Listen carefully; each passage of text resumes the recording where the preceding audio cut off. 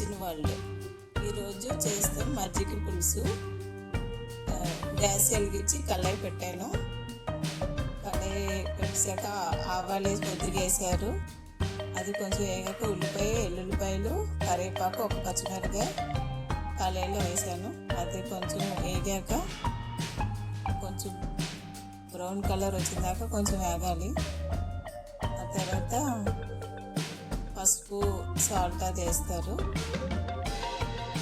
వేగిపోయింది brown colour లాగా. పసుపు వేసారు 1 స్పూను, సరిపోయినంత సాల్ట్, ధనియా పౌడర్ కొంచెం, ఇంగువ వేయాలి. ఇప్పుడు ఇంగువ కొంచెం వేయాలి. ఇంగువ వేసాక కొంచెం వేగాక బాగా కొంచెం వేగాక అప్పుడు 1/2 కప్పు వాటర్ వేస్తారు. వాటర్ వేసాక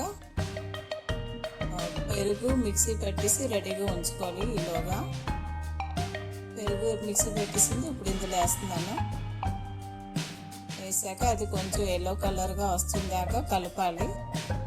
అది సిమ్లోనే ఉంచాలి. గ్యాస్ హైలో పెట్టకూడదు. హైలో పెడితే ఇరిగిపోతుంది. సిమ్లోనే పెట్టేసి అలా కలుపుతూ ఉండాలి.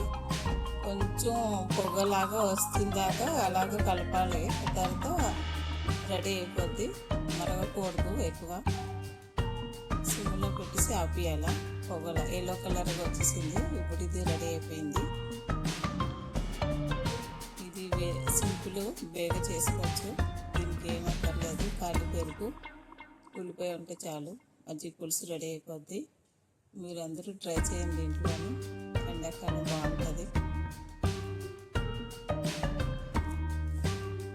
ఇది కూడా సింపుల్గా చేసుకోవచ్చు. ఎవరైనా గెస్ట్ వచ్చినా బేగా అయిపోద్ది పెరుగు ఉంటే.